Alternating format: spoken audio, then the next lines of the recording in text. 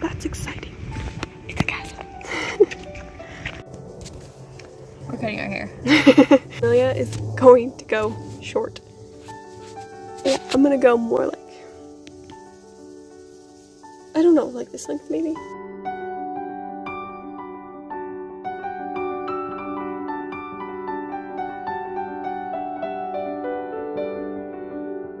First cut. Ah! Amelia's getting ready to do hers. Oh, it feels so short.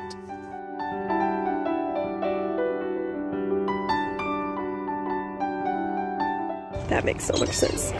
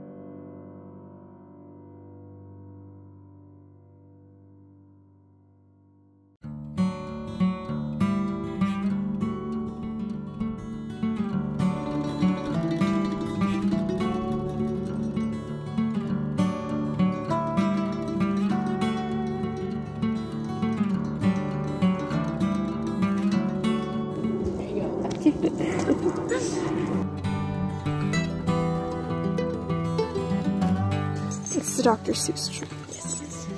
Whoa. It's beautiful. Wow. Poor guy.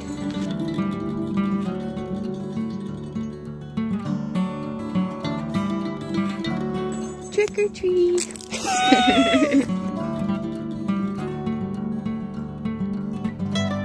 That's a willow. That's a no, not a willow. Look, it's Frodo.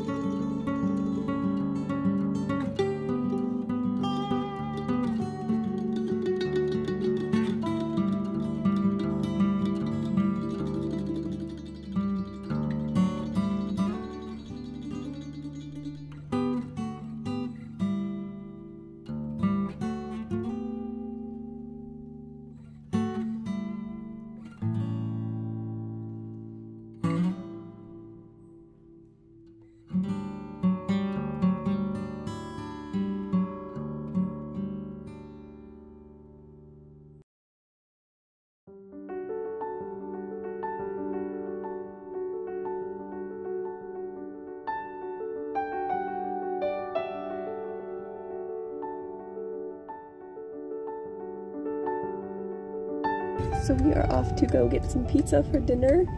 And this has been kind of a weird vlog because we started it like 3 weeks ago. We talked about Peter Pan, and now I have read Palace of Stone and Screwtape Letters, and I am now reading Jonathan Strange and Mr. Norrell, which is so long, and I'm almost on page 200.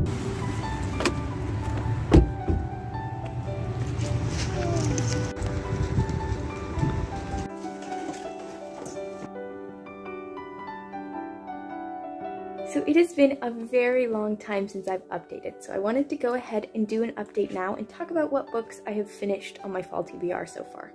So I finished A Wind in the Door, and I think I gave this one 4 stars. I ended up actually really enjoying this one, and I think I enjoyed it more than I did the first time reading it when I was younger. So this book is very different from an average YA book, and I feel like everyone's probably a little tired of me always talking about how different some books are and how I always want a unique book, but a lot of YA books nowadays have very similar plots, very similar characters, and it gets so boring. So every time I find one that is a little different, I always really appreciate that, and it makes me enjoy it more. It's a little difficult to explain what this book is, so I'm just going to read a little bit of the back. Just before Meg Murray's little brother, Charles Wallace, falls deathly ill, he sees dragons in the vegetable garden. The dragons turn out to be Prognoskis, a cherubim composed of wings and eyes, wind and flame.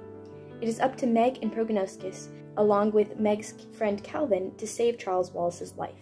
So this book kept reminding me of the Magic School Bus a little bit, because they traveled in someone's body to like go defeat this thing or whatever, and it really reminded me of that, which I thought was kind of funny. Yeah, it's just a really interesting book. It has a good message that is shared in a very unique way. So then I also finished Harry Potter and the Order of the Phoenix, which was my really big book. It took me a very long time to read, so I was so glad to finally finish it, even though I did really enjoy this one. So this book is a little bit different than the other 4 that came before it, because it really starts to dive into a lot of new ideas and the plot really starts to thicken. I didn't really feel like this one was anything too special. I thought it brought up some interesting ideas and questions.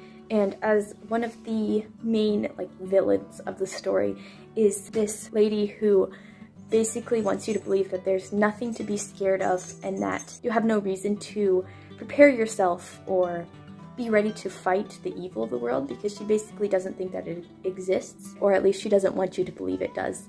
I feel like that is something that a lot will do today. They don't want you to be ready to fight evil or believe that it's real. It also deals with some questions on death and things like that, and how, you know, there's like these ghosts at the school, and all of the ghosts didn't choose to go on to the afterlife because they were scared of death and didn't want to face it.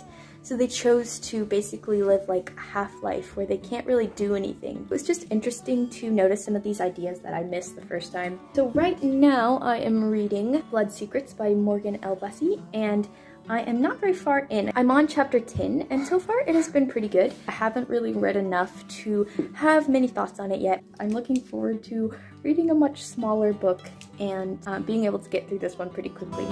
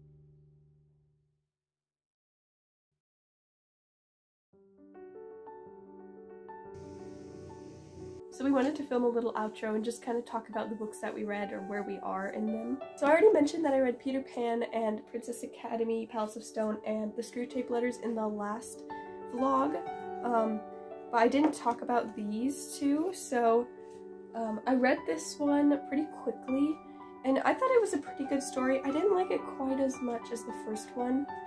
I don't know why, it just didn't quite have the same charm. Maybe because she was like in a big city or something, I don't know. I didn't like it as much, but it was still really good, and I'm gonna keep reading this series. And then I read the Screwtape Letters, which I'm really glad that I actually put it off for so long, because this was a really good time in my life to read it. It was so good. I knew it was gonna be good, but for some reason I had just kind of not been wanting to read it. But yeah, I really enjoyed it. Definitely everyone. I think everyone should read this. And I ended up finishing Blood Secrets by Morgan L. Bussey, and I gave it 3 stars. I didn't end up enjoying this one that much, and I don't know if I liked it less than the first one, or if I liked them about the same, but I'm just not super into this writing style. I did enjoy the story overall. It was fairly simple, and not a whole lot happened, but it was nice to read it after reading such a big book, and I did enjoy it. So now we're going to talk about what we're currently reading, and I am reading The Collected Poems of Emily Dickinson. I finally started this after putting it off for the whole like month and a half. So I'm not super far into it. I'm about 62 pages in. I've just been reading a little bit before bed, and I'm liking it. I'm not a big fan of poetry. Like, I thought that this would be a good place to start, just because I've only heard like the Hope poem that she wrote that everybody knows, and so I thought it was gonna be kind of easier to understand, but I haven't really understood most of the poems. But it's okay. I'm reading it, and hopefully I will finish it pretty quickly. Yeah, it's not the best, but that's probably just because I don't like poetry. And then I am still reading Jonathan Strange and Mr. Norrell. This is going pretty slowly, but I'm really liking it. I am on page 504, so I'm getting close, and I'm not sure if I'm going to wait to finish it so I can read something else so I can finish my fall TBR. But I've really enjoyed it, and it hasn't felt like a drag or like I've been reading it forever and ever and I just want it to finish. So I'm really happy about that. Yeah, it's been really good.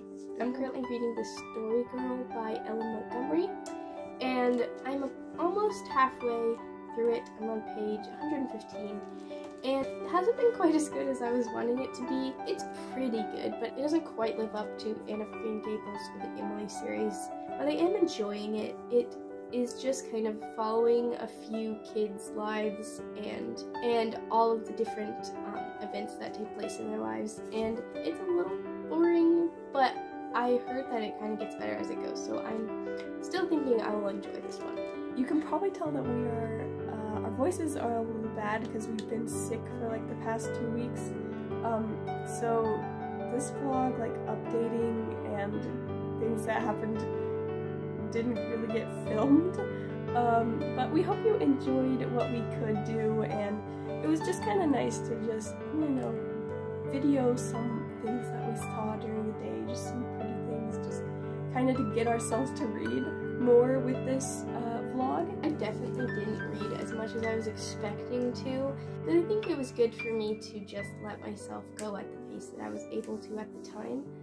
We hope you're having a wonderful fall as it's coming to the end. It's almost Christmas season, and we hope you enjoyed this video, and we will see you